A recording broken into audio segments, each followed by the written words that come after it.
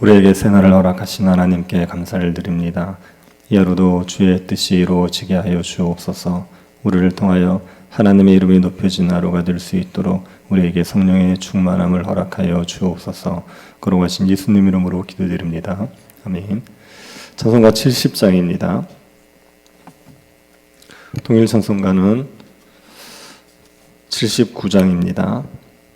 70장입니다.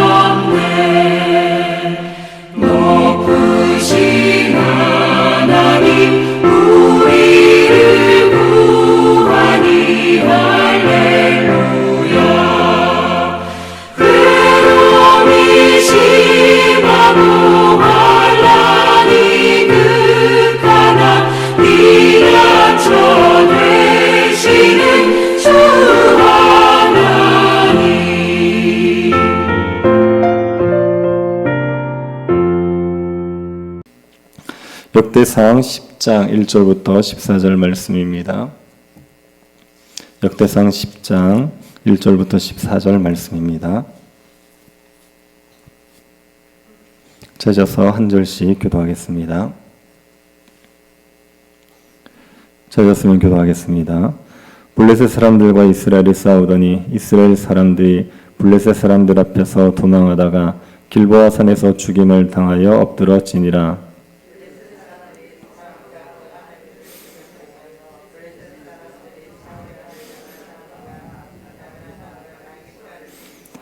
사울을 맹렬히 치며 활 쏘는 자가 사울에게 따라 미치매 사울의 그 쏘는 자로 말미암아 심히 다급하여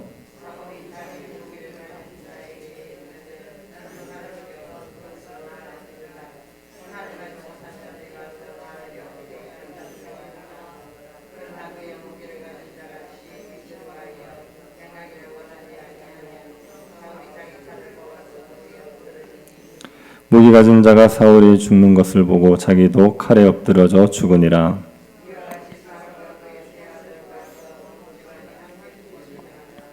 골짜기에 있는 모든 이스라엘 사람이 그들의 도망한 것과 사울과 그의 아들들이 다 죽은 것을 보고 그 성읍들을 버리고 도망하며 블레셋 사람들이 와서 거기에 거주하니라.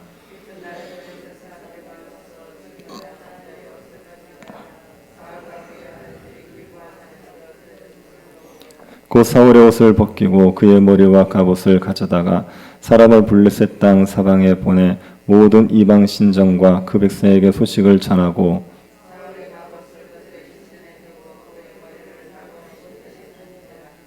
길르앗 야베스 모든 사람이 블레셋 사람들이 사울에게 행한 모든 일을 듣고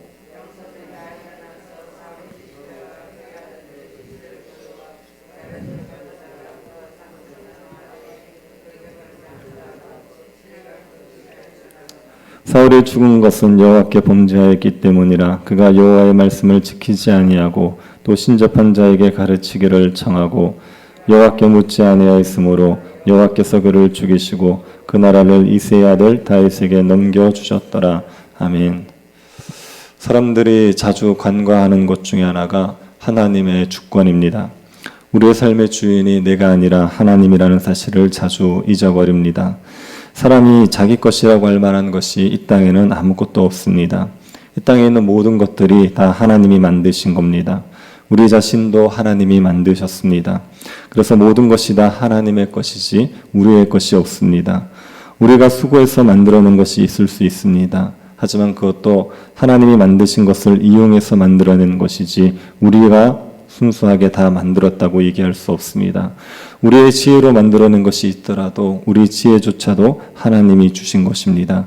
그러니 우리의 것이라고 할 수 있는 것이 이 땅에는 아무것도 없습니다. 단지 우리가 청지기로 맡아서 사용할 뿐입니다. 그래서 우리는 하나님의 뜻을 잘 분별하기 위해서 노력해야 됩니다. 내가 청지기라는 사실을 망각하고 내가 주인이라고 생각하면 하나님께서 우리에게 맡기신 것을 하나님이 빼앗아 가시게 됩니다.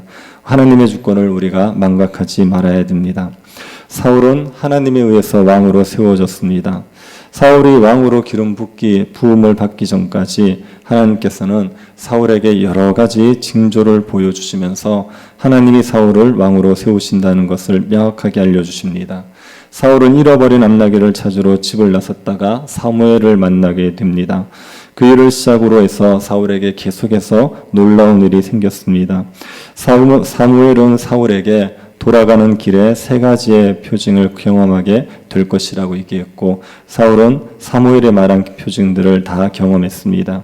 그리고 사울은 제비뽑기로 왕이 되었습니다. 제비뽑기로 왕이 된 것은 하나님이 사울을 왕으로 세우셨다는 것을 명확하게 보여주는 겁니다. 사울은 하나님께서 자신을 왕으로 세우셨다는 것을 명확하게 알았습니다. 그러면 사울은 하나님의 주권을 인식해야 됩니다. 이스라엘이 자신의 나라가 아니라 하나님의 나라라는 것을 인식하고 하나님의 말씀에 순종해야 됩니다. 그런데 사울이 하나님의 주권을 망각합니다. 그리고 하나님의 대리통치자로서 합당하게 행하지 않았습니다. 사울이 죄를 지었지요.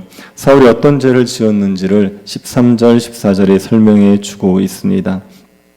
사울이 죽은 것은 여호와께 범죄하였기 때문이라. 그가 여호와의 말씀을 지키지 아니하고 또 신접한 자에게 가르치기를 청하고 여호와께 묻지 아니하였으므로 여호와께서 그를 죽이시고 그 나라를 이새의 아들 다윗에게 넘겨주셨더라.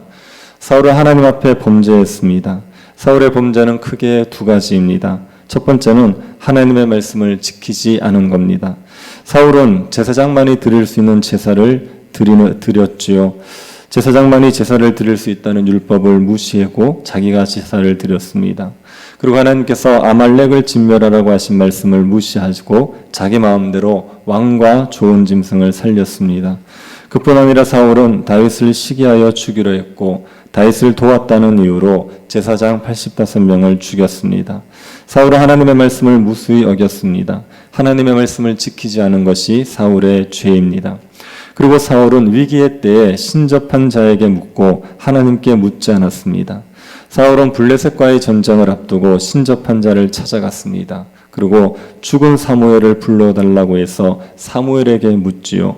사울은 하나님을 찾아가서 하나님에게 물어야 하는데 신접한 자를 찾아가서 신접한 자에게 물었습니다.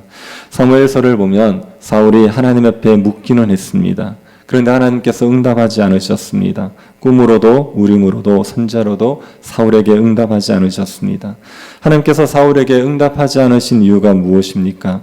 사울이 죄 가운데 거하고 있기 때문입니다. 사울은 죄를 회개할 생각은 하지 않고 하나님의 도움으로 위기만 벗어날 생각을 하고 있습니다. 그러니 하나님께서 사울에게 응답하시겠습니까? 사울은 하나님에게 묻기 전에 먼저 자기의 죄를 회개했어야 됩니다. 블레셋과의 전쟁으로 위기를 맞이하게 된 것이 사울의 죄 때문입니다. 그러니 하나님 앞에서 죄를 회개하고 겸손한 마음으로 하나님께 도움을 구했다면 하나님께서 사울을 외면하셨을 리가 없습니다. 하나님께서 사울에게 얼마든지 긍휼을 베푸셨을 겁니다. 그런데 사울은 끝까지 회개하지 않고 하나님을 전적으로 의지하지 않았습니다. 신접한 자를 의지한 거죠. 이것이 사울의 죄입니다. 하나님께서는 하나님의 말씀을 지키지 않고 하나님께 묻지 않고 신접한 자에게 가르침을 청한 사울을 심판하십니다. 블레셋과의 전쟁에서 비참하게 죽게 하십니다. 사울은 블레셋과의 싸움에서 패하여서 길보아 산으로 도망을 쳤습니다.